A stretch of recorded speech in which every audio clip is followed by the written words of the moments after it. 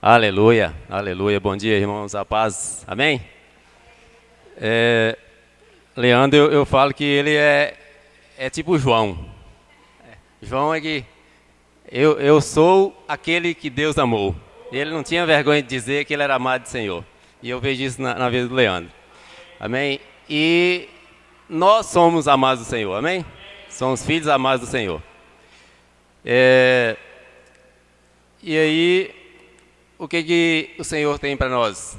Nós estamos já numa sequência aí de alguns cultos, ministrando a graça, né? E o pastor até titulou como Mergulhados na Graça. E hoje nós vamos finalizar essa sequência com o subtítulo: A graça remove a avareza e ativa a generosidade. Amém? Nós já vimos duas ocasiões em que Cristo deixou claro que Ele é a própria graça. E nisso foi visto que a graça, ela promove a cura. Amém? Foi a palavra da semana passada. E que a graça, ela desperta a igreja. Então, quem esteve presente nas células pôde, no culto passado e nas células, pôde compartilhar dessa palavra. E foi bênção na minha vida e eu creio que na vida de todos os irmãos. Amém? Então, quem pretende continuar esse mergulho, diz amém.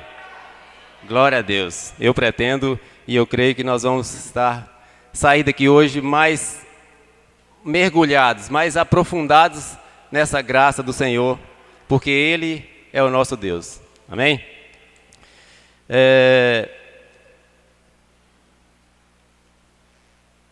Nós vamos ver em Lucas 19, 1:10, que vai testificar essa substituição da avareza pela generosidade. Só que antes, nós vamos ver um texto que a lei revigora a avareza. A lei fortalece a avareza. Isso num outro texto que nós vamos estar lendo aqui. Isso porque a lei ela dá força para o termo é meu. Quando eu digo é meu, seja o que for, esse copo é meu, eu estou fortalecendo a avareza em mim. Porque a lei, ela, como ela diz o que eu faço ou o que eu não faço, tudo que eu faço mediante a lei, tudo que eu conquisto, é muito meu. É meu, é meu e é meu. E quando é meu, eu não quero abrir mão. Então, interessante que nessa sequência de ministrações da graça, não nessa aqui, mas onde se vê falar da graça, fica a aparência de uma campanha contra a lei. E que, de certa maneira, existe essa campanha contra a lei. Numa campanha política, por exemplo, especialmente no caso de dois candidatos, às vezes um candidato, em vez dele falar das suas qualidades, ele fala mais dos defeitos do outro. E isso, na política, não é visto com bons olhos, né? Mas, no caso da lei e a graça, entendemos que há necessidade de vamos dizer assim, esquecer a lei. Falar que a lei passou, que a lei ela é ultrapassada, porque essa é a verdade da palavra. E aí nós vamos confirmar isso lá em Mateus 19, do versículo 16 ao 22. O irmão possa acompanhar. Mateus 19, 16 ao 22. é uma passagem muito conhecida que fala sobre o jovem rico. Tem como título Jovem Rico. Amém? Diz assim a palavra do Senhor: E eis que alguém, aproximando-se, lhe perguntou: Mestre, que farei eu de bom para alcançar a vida eterna? Respondeu-lhe Jesus: Por que me perguntas acerca do que é bom? Bom, só um existe, só um, que é o Deus, né? Se queres, porém, entrar na vida, guarda os mandamentos. É no mínimo estranha essa colocação de Jesus aqui. Nós vamos entender por quê. E ele lhe perguntou: Quais? Respondeu Jesus: Não matarás, não adulterarás, não furtarás, não dirás falso testemunho, honra a teu pai e a tua mãe, e amarás o teu próximo como a ti mesmo. Todos nós conhecemos essa lista, né, de mandamentos, que inclusive está faltando alguns aqui.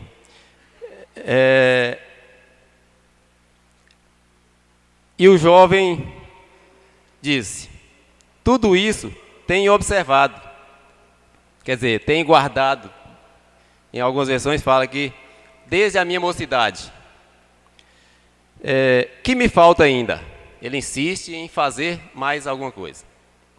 Disse-lhe Jesus: Se queres ser perfeito, outra colocação estranha de Jesus, vai, vende os teus bens, dá aos pobres e terás um tesouro no céu. Depois, vem e segue-me. Tendo, porém, o jovem ouvido essas palavras, retirou-se triste, por ser dono de muitas propriedades. Quer dizer, por ser rico, né? Observando a pergunta do jovem: O que farei eu de bom? Isso tem muito a ver com lei, né? Com religião. Fazer, fazer e fazer. Para merecer e merecer e merecer. E nós temos aprendido que a graça ela é um favor imerecido. Esse texto, na verdade, me tirou um peso das costas. E eu não mais adiante vocês vão entender por quê. Veja que em Tiago 4:6 diz que Deus resiste aos soberbos e dá graça ao humilde. Isso está lá em Tiago 4:6. De certa forma, isso explica essa colocação de Jesus para esse jovem. Por quê? Ficou muito claro uma certa resistência de Cristo, de Jesus aqui, com esse jovem. Porque ele fala, embora na época ainda estava vigorando a lei, que a palavra fala que a lei morreu com Cristo. Então, 33 DC, depois de Cristo, ainda operava a lei. 33 depois de Cristo, operou-se a graça. Então, aqui ainda operava a lei, mas Jesus não pregava a lei. A gente olha as Escrituras e vê, inclusive, o exemplo lá de Nicodemos. Ele pregou para Nicodemos procurou ele, assim como esse jovem. E o que Jesus pregou para Nicodemos? Nascer de novo. Nascer de novo. E como nascer de novo? Crendo em Cristo. Inclusive, nessa conversa, ele cita o melhor de todos os versículos, que é João 3,16, né? Então, a pregação de Cristo nunca foi a lei, era sempre a graça, porque Ele é a própria graça. E aí, para esse rapaz, ele vai e fala da lei. Por que isso? Nota-se claramente que esse rapaz ele não queria o céu, como ele perguntou, né? O que eu devo fazer para herdar o reino do céu? Porque, ainda que Jesus falasse para ele que tinha que cumprir os mandamentos, foi dado uma segunda chance, que foi: vende os seus bens e dá para os pobres. Eu vejo isso aí como a segunda chance que Jesus deu para esse rapaz. E ele não quis. Então, o céu não era o objetivo dele. Eu consigo imaginar aqui a cena dele, ele desejando ser aprovado. Porque ele já estava, e Jesus sendo Deus, ele sabia disso, né? Por isso essa colocação. Você conhece os mandamentos? Então, pratica eles. E o que o João falou? Mas tudo isso eu já tenho observado. Em outras palavras, eu já sei disso aí, eu sou o cara. Só que aí, Jesus, sabendo que isso é uma mentira, ninguém cumpriu a lei, homem nenhum cumpriu a lei. Ainda deu uma segunda chance para ele, que foi quando ele vai, vende teus bens e doa aos pobres e siga-me. Interessante que ele cita aqui 6 mandamentos, e nós sabemos que são 10, né? Se a gente observar lá esse mesmo texto lá em Lucas, Lucas narra só 5.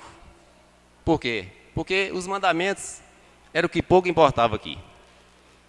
Foi só uma maneira de Jesus falar para ele que ele estava fora. Você está fora. A tua soberba não permite você entrar no reino dos céus. E isso, houve uma resistência, porque Jesus ele conhece o coração. Aquele jovem ele não queria o reino dos céus. Então, essa resistência, quando Jesus falou: vende teus bens e me siga, era como se, eu imagino Jesus pensando: revela quem você é e vai embora. Então,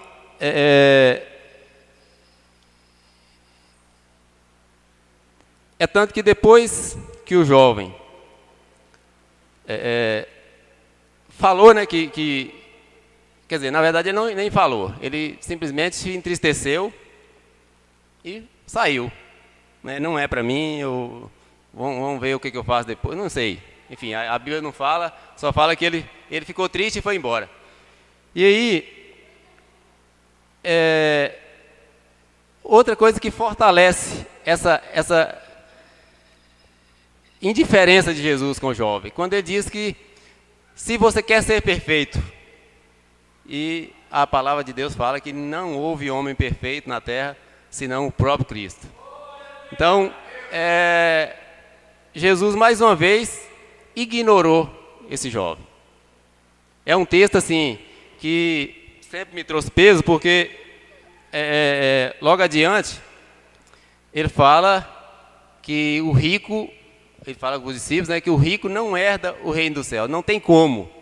Ele ainda cita o exemplo de uma agulha, né? É impossível, é mais fácil passar um camelo, né, no fundo de uma agulha do que um rico entrar no reino dos céus. E isso é verdade.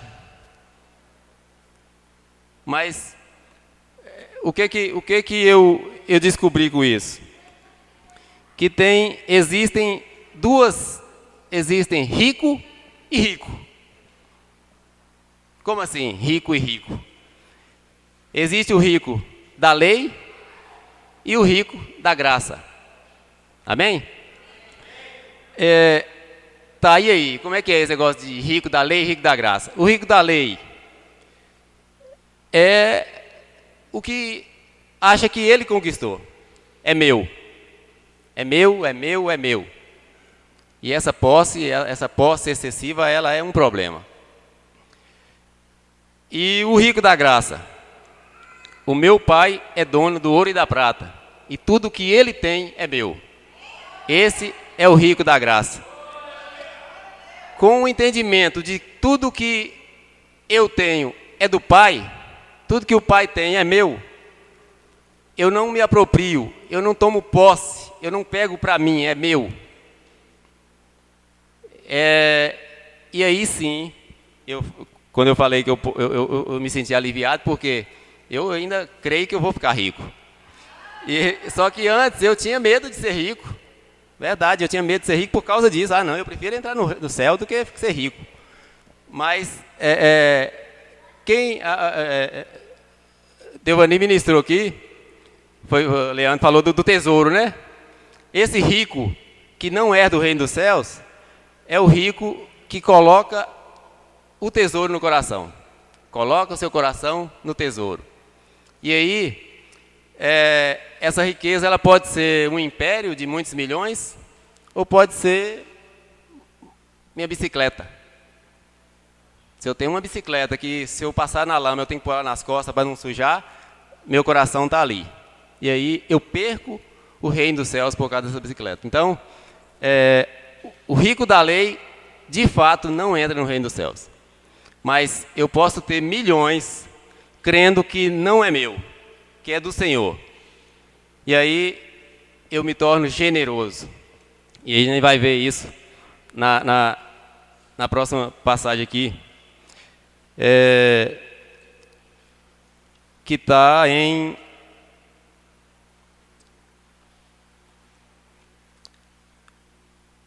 Lucas 19, do 1 ao 10.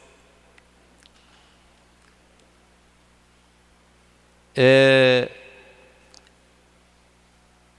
interessante que essa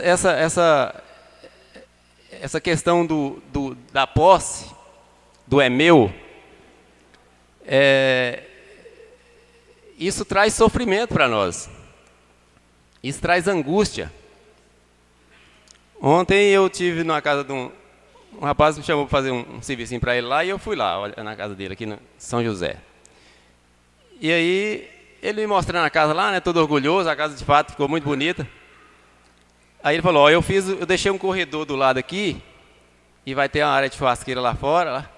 E aí eu fiz um banheiro lá também, porque para ninguém entrar no meu banheiro aqui. E eu imaginei a cena assim, de uma festa de aniversário de criança, e um menino todo com a mão melada de bolo e vinha entrando no banheiro dele. Eu falei, esse cara tem um treco no coração. De tanto que ele falava meu. Não foi poucas as vezes que ele falou meu. Meu quarto, meu banheiro, minha casa. E ainda excluiu da casa os amigos, né? Quem é convidado para uma festa são amigos. Imagina que sofrimento é esse. E a gente percebe esse sofrimento em várias áreas. Quando eu me aproprio de coisas para mim, eu sofro se eu perco. Se o casamento é meu, se separa, eu entro em depressão. Se o emprego é meu, e aí eu sou mandado embora, da mesma forma eu desespero, porque é meu, e aí eu não entendo que é do Senhor. Se o filho é meu, se morre, misericórdia, eu morro junto.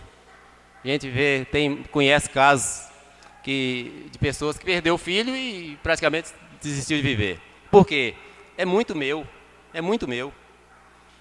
Então, e a graça, ela nos leva a entender que tudo é de Deus. Nós não merecemos nada. Tudo é do Senhor. Ele dá, Ele nos presenteia. Eu tenho 3 filhos e são disparados os maiores presentes que Deus já me deu. Inclusive, está aqui as 2. Assim, mas a todo tempo eu agradeço a Deus por cada dia. Ontem, por exemplo, não é algo assim que eu me orgulho de falar, mas Vinícius estava saindo, né? E eu perguntei para onde ele estava indo, ele falou, estou indo para a festa. Estava indo lá para o parque. Aí ele falou, antes era benção, né? Mas aí mudou para falou. Falei, Deus abençoe. Aí eu falei, Senhor, cuida do nosso filho. Porque não é meu. É um presente de Deus. Mas ele é muito mais de Deus do que meu. E eu não posso olhar, eu não tenho como olhar. Não tem radar para cuidar, para proteger. Entregue para o Senhor. E aí, eu deito e durmo como se ele estivesse lá na cama dele. Eu glorifico a Deus por isso, porque eu vejo a graça de Deus nisso. Mas por quê? Eu entendi que é de Deus, tudo é de Deus. tudo é de Deus. A porta aberta, como o pastor falou, que a porta aberta é de Deus, a porta fechada é de Deus. A gente tem aprendido sobre o versículo de Romanos 8, 28, né? Que todas as coisas cooperam para o bem daquele que ama a Deus. Isso é o versículo do descanso, o versículo da graça. Isso é glorioso. Então, se há ainda angústia no nosso coração, desespero, é porque não foi entregue ao Senhor o que já é dele. E aí não é trazer e entregar aqui seu dinheiro, entregar tudo aqui para a igreja. É dizer, Senhor, é teu. Eu vou administrar. Cuida para mim, me direciona. Esteja no governo. Nós temos aprendido isso, né?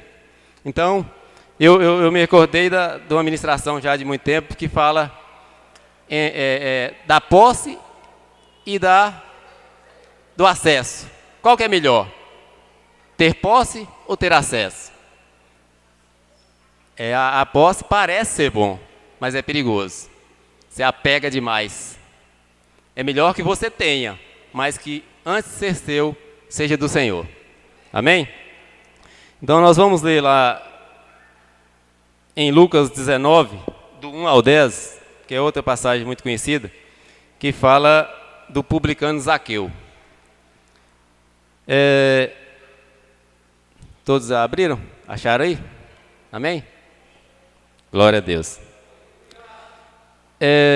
Entrando em Jericó, atravessava Jesus a cidade.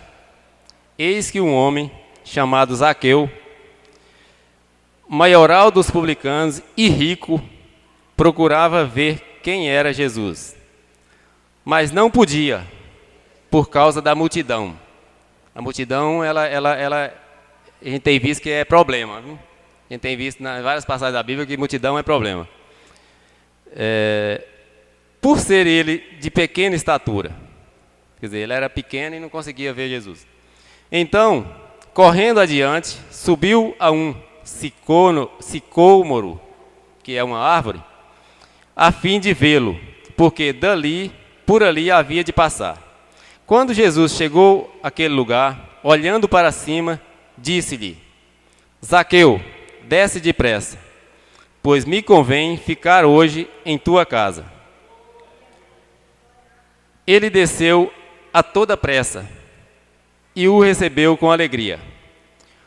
Todos os que viam isso murmuravam, dizendo que ele se hospedara com um homem pecador.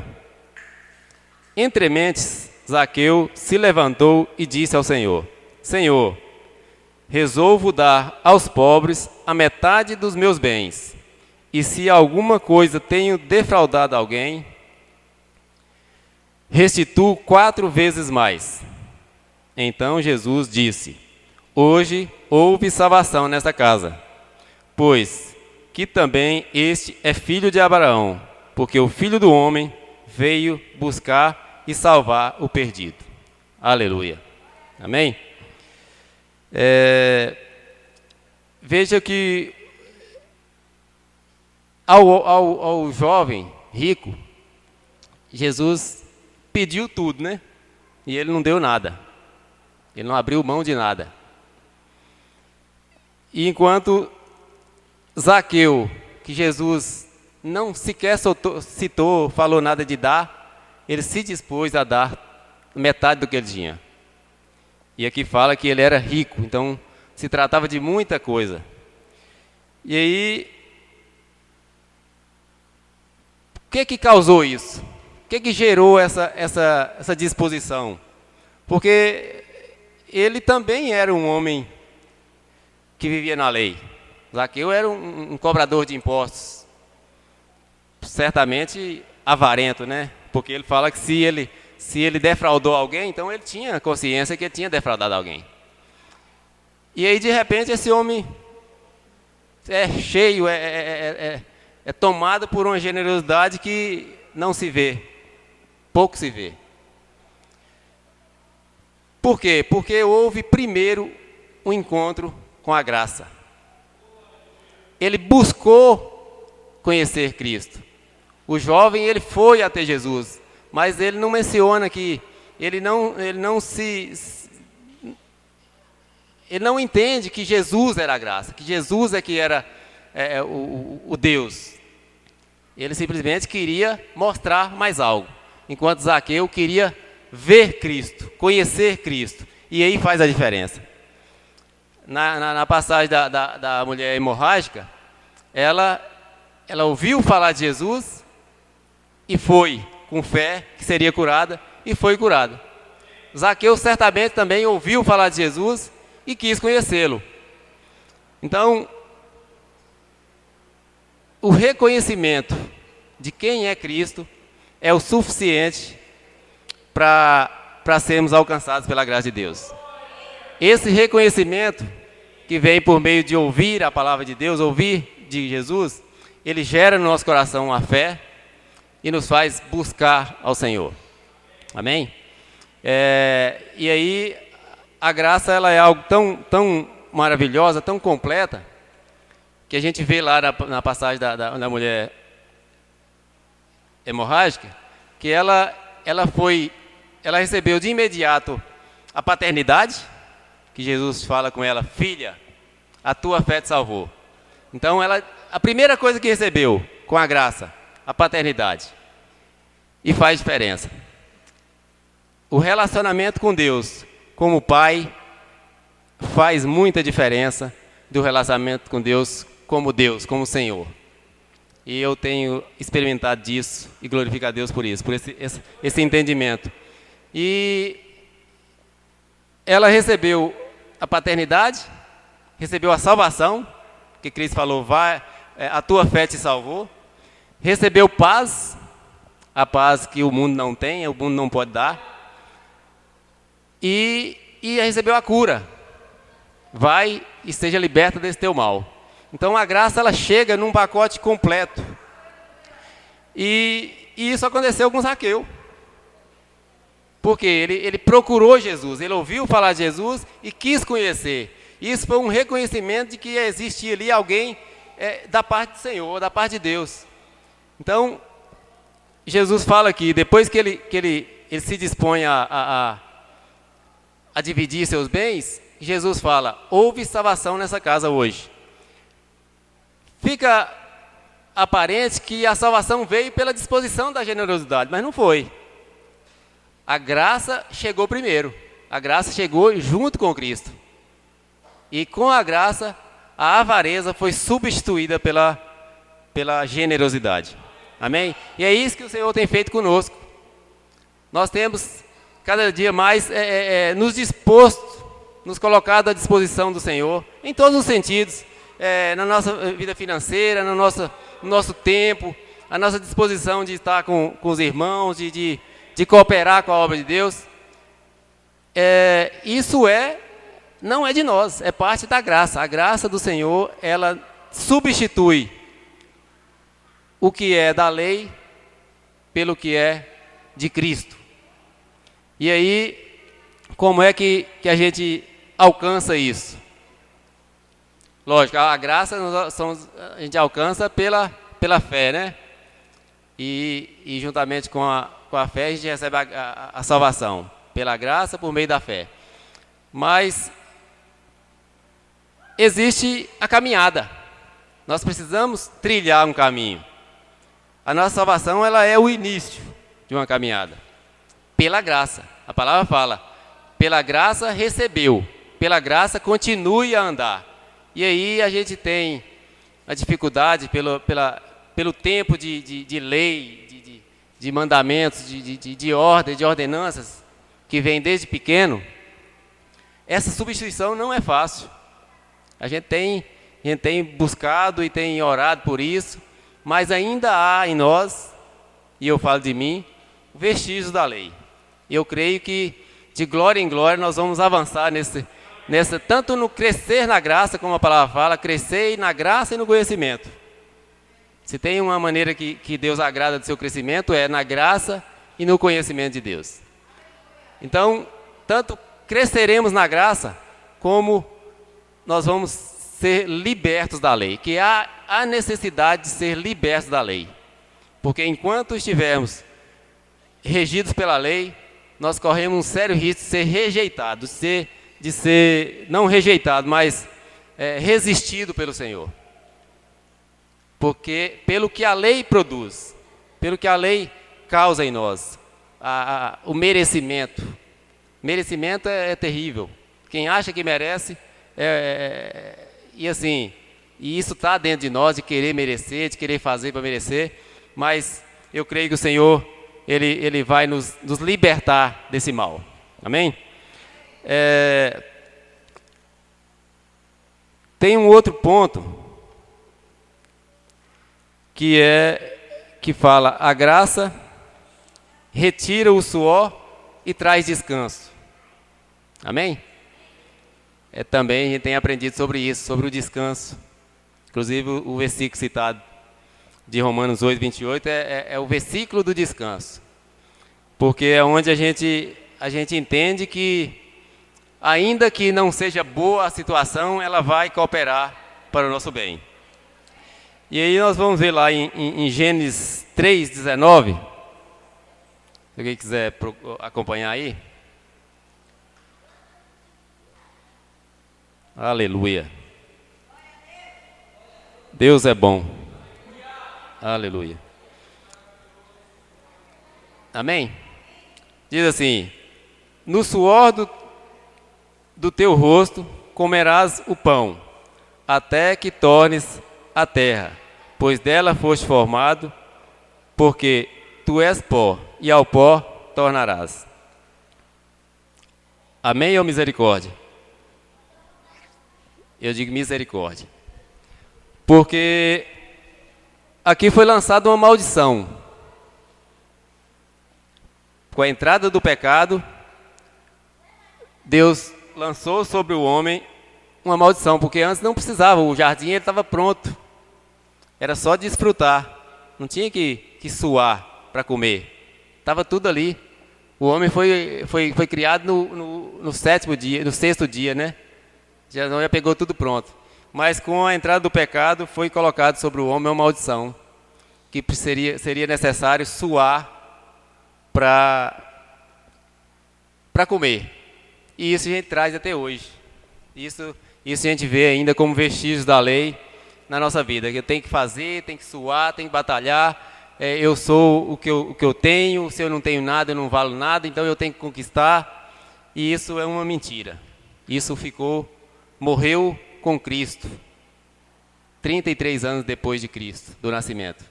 Então, essa maldição, o suor que era maldição, ele virou redenção em Cristo. Cristo no Getsêmani, ele suou, mas suou sangue.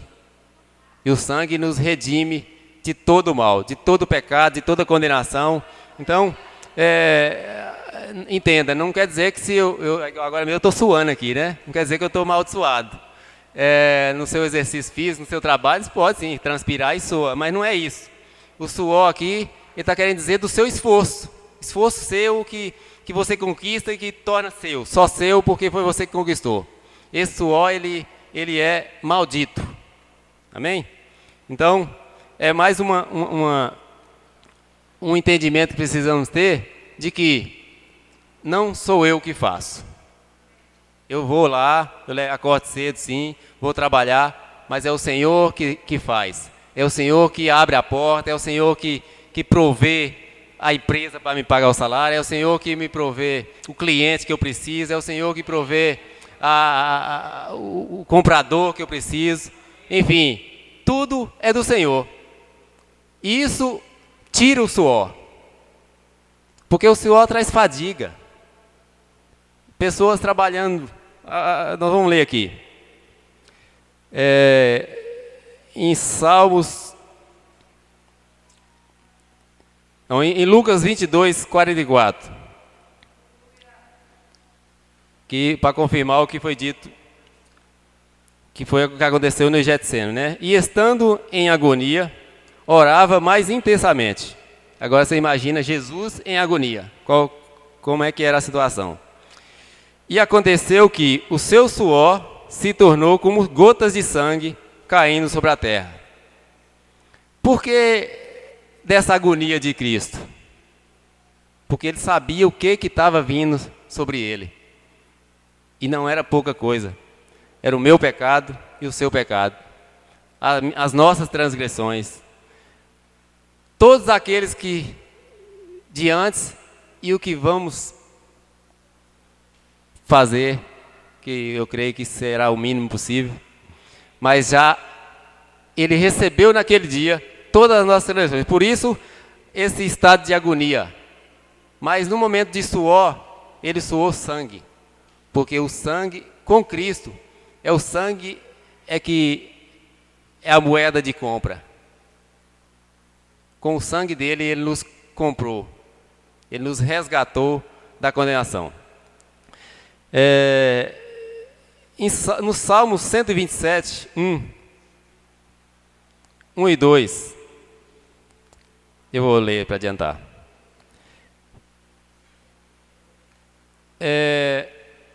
Todo bem procede de Deus.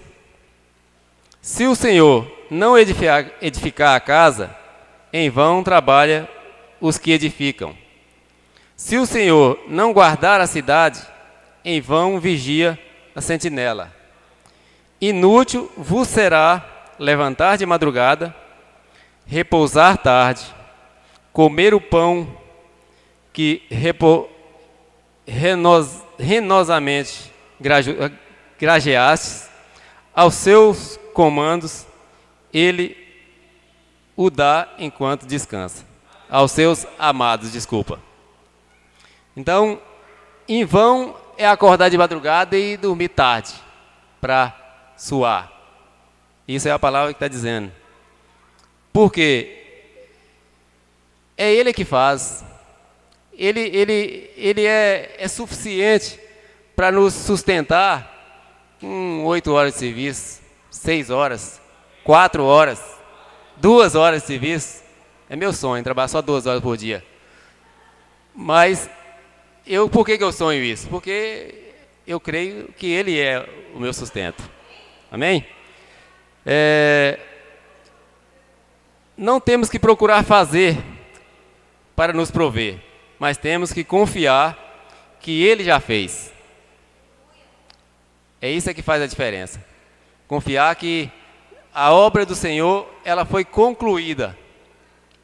No Tetelestai da cruz, Ele concluiu uma obra para nos entregar. Isso parece loucura, porque é amor demais envolvido nesse negócio. É por isso que muita gente não aceita. Porque a gente conhece a justiça, como essa justiça da balancinha, né, que advogado estuda.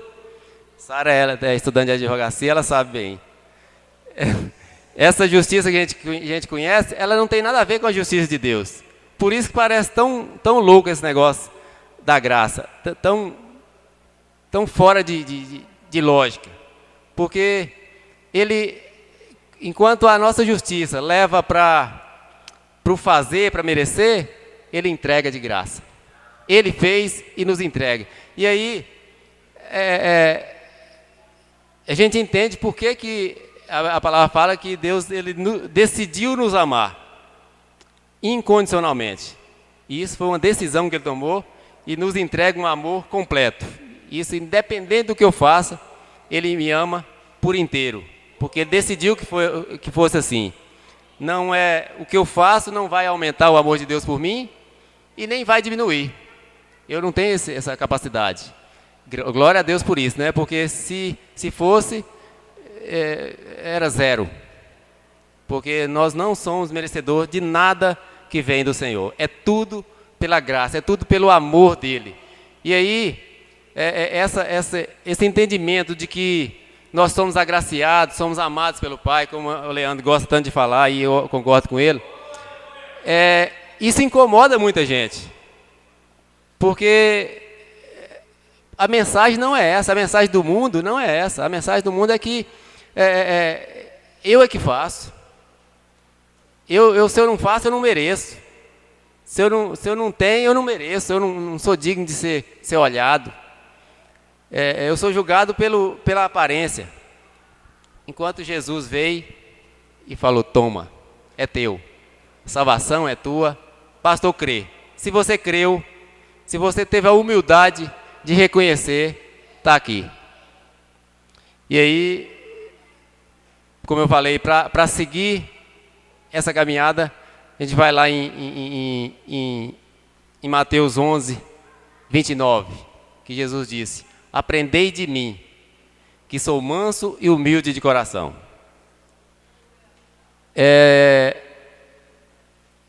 Essa vamos dizer assim, a receita para uma vida com Deus. Aprendei de mim. Interessante que fala, eu sou manso e humilde de coração. Não é humilde de vestimenta. Não é humilde de condição financeira. A humildade que Jesus fala não tem nada a ver com bens financeiros. Que é outra coisa que o mundo prega assim. A pessoa é humilde, não tem nada. Enquanto a humildade do Senhor, ela está no coração. Eu posso não ter nada, ser pobre de dorré, e não ter humildade. E posso também ser milionário, humilde. Então, aprendei de mim, que sou manso e humilde de coração, é o caminho que a gente tem para trilhar. Aprender de Cristo. E aí, é isso que tem chegado até nós. Porque Cristo é a graça. A graça é Cristo. E isso tem enchido o nosso coração. Eu glorifico a Deus todos os dias, cada oração, por essa revelação. Porque a lei nos castiga. E mais uma vez eu quero dizer, vamos em oração clamar ao Senhor para nos libertar da lei. Porque a vida com Deus, a vida plena que o Senhor nos promete, que Ele fala que Ele veio para dar vida e vida em abundância. Ele veio para apresentar essa graça. Então nós não merecemos, o Senhor nos dá. E aí na prática, o que é, como é que eu vou sair daqui e viver a graça? O que é viver na graça? É viver sem medo. Sem medo. Esse dia eu falei em casa, a gente precisa tomar postura. Tomar postura. Que postura? Postura de filho.